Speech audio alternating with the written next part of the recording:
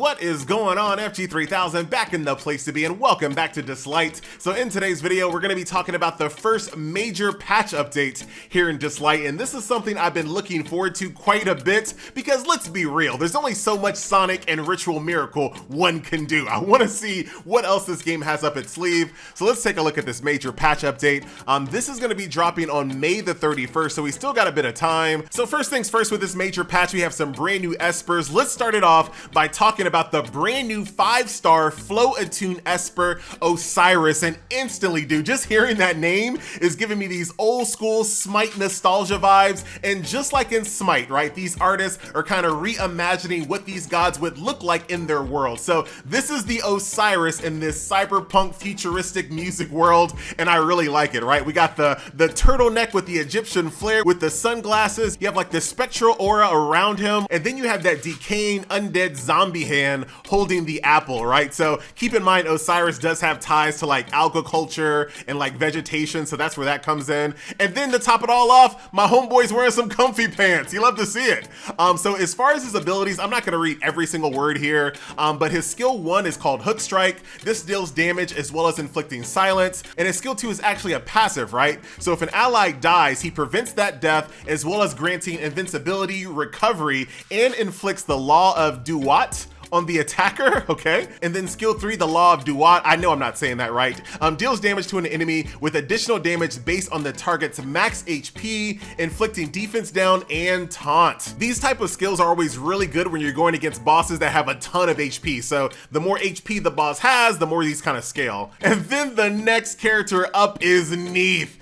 Dude, the nostalgia feels once again. Probably my most played character in Smite was Neith, so I am so happy to be able to play Neith in another game. She look a little different, but you know what? We gonna rock with it. So now we have this big, meaty, burly, support shield welding Neith, and I'm here for it. So Neith, aka Laura, they call her Laura, so I'll try my best to do so. Her skill 1 is called Shield Attack.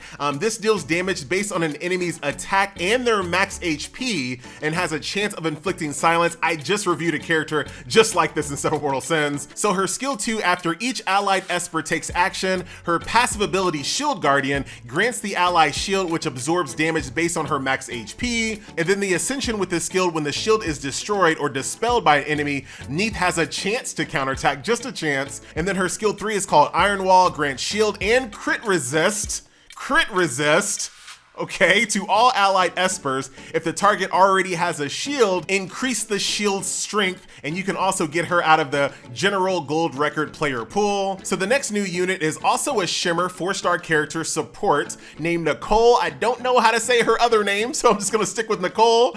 Nicole's first ability is called Spiral Strike, deals damage to an enemy based on their max HP with a chance of inflicting Sear. Pretty much every character we talked about so far has a skill that correlates damage to max HP. So it looks like pretty much all these characters are gonna be really good when it comes to fighting bosses. Her skill 2 is called Dead Man's Protection, grants Soul Guard to an allied Esper, and then when ascended, Soul Guard revives an allied Esper. Nicole immediately grants them standoff and recovery, and basically what Soul Guard does, part of the damage taken by the carrier will be redistributed to the caster. The carrier, when dies, revives immediately and restores a certain amount of HP based on their max HP. This buff expires on caster's death. And then lastly, her skill 3 is called Spinning Wrap. That's where all the hair comes from there.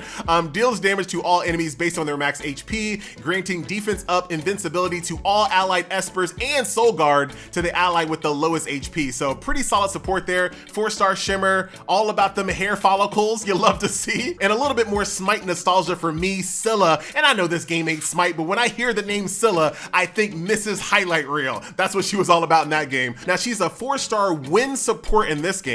Her first ability, Sonic Venom, attacks an enemy with a chance of inflicting poison, pretty straightforward. Her second ability, Sonic Shield, restores a certain amount of HP and grants defense up. And crit resist, there it is again, to an allied Esper. Her skill 3, the Hand of Scylla, reduces the max HP of an enemy by a certain percentage and restores HP to all Espers equal to the portion of damage dealt. Once again, all about max HP. This entire new slew of characters has something in their kit that correlates translates to doing damage or doing some type of effect with max HP. And when Ascendant, if an ally's HP is above a certain ratio, grant speed up as well. This Esper, check this out. This Esper can only be acquired in the event shop while the Lone Star is running. She will be added to the gold record player after the event is closed, so we are getting an event character. Okay, Dislyte, I like what I'm hearing so far. All right, so new features. They added a brand new gameplay mode called Club Holo Battle. So this is gonna be club versus club PvP, unlocks at squad level 30. You can set up your defense formation on Sunday through Monday during those corresponding times. You can set up 2 defense formations, each containing only 3 Espers. So that's definitely something to keep in mind. Clubs will be matched with suitable opponents on Monday. Each match lasts 48 hours. A total of 3 matches take place each week, and the club score can fluctuate depending on match results. Okay, so attacking rules. So everybody that participates gets 3 Holo Battle certificates. You spend those to attack. You attack, you win, you get points. The sooner you destroy a Holo point, the more Holo point scores you can earn. Fallen Espers and attacking formations can't be used again in this match, and a player can't attack the same enemy repeatedly. So in order to win, the attacking club must reach a certain Holo Cup score threshold within 48 hours. The attacking club loses if that threshold is not reached within 48 hours. So when a club wins a match, the participants will gain rewards based on their Holo Cup score. Pretty straightforward. Please note that you have to participate in order to get rewarded. And if a club loses a match, no rewards for this match will be issued. Dude, that's rough. So the next thing we have is the Lone Star event, and this makes me more excited than anything else I've read so far. You guys know me. I love events. I love side stories. I love event shops, more importantly, and that's exactly what we're getting here. So starting on May 31st all the way until June 14th, we're gonna unlock these event maps. You can complete these stories, these stages, and redeem your own little Scylla out of the event shop. So there are 2 event maps, the Oasis and the Chase. The second one will unlock on June the 7th, okay? And out of these 2 event shops, we're gonna get a limited edition name card, some legendary Abilimon, some gold records, and of course the Meredith Scylla. So really looking forward to this Lone Star event. I wonder if this event will have its own special soundtrack.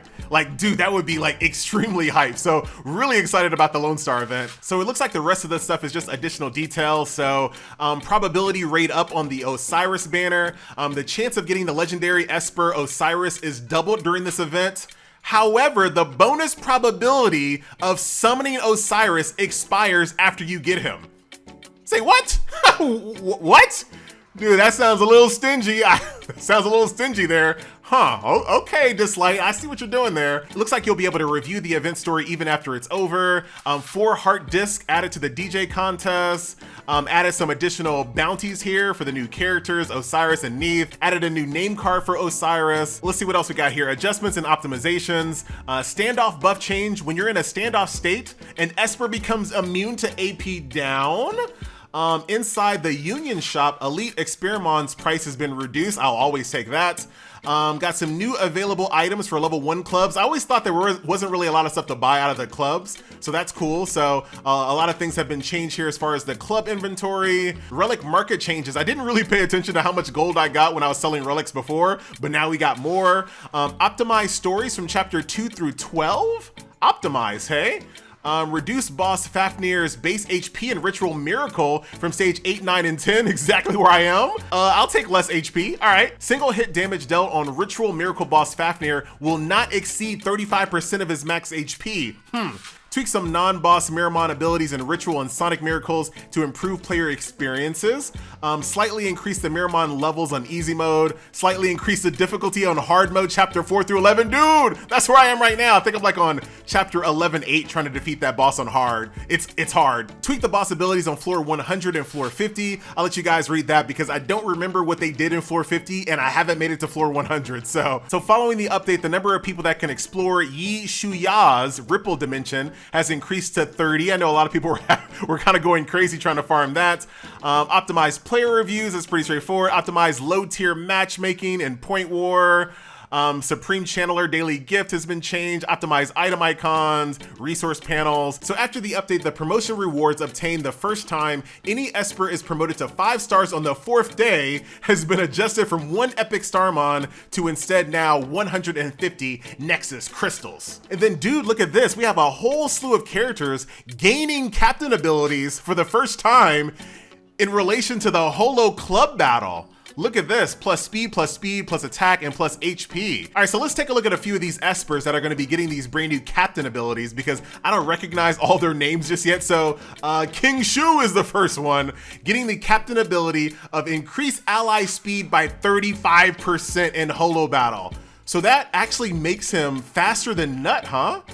So Nut is 25%, but yes, it's in every gameplay mode. But here in Holo Battle, King Shu with 35% speed, and I don't have him. That's gonna be a problem. The next one is Mimir.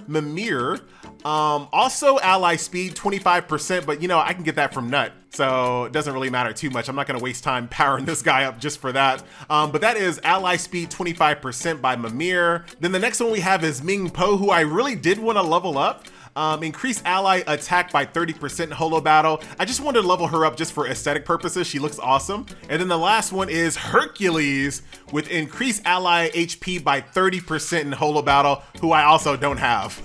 So there you go, my friends. Something to look forward to here very shortly here in the world of Dislyte. I couldn't be happier. This is like literally what I wanted. And I was a little scared because I didn't really see a lot of events and side stories in the open beta. So I was like, oh man, please. I hope they have something up their sleeve. And they did. So my name is FG3000, this is Dislyte, and I'll see you shortly in the next Dislyte video. I'm out.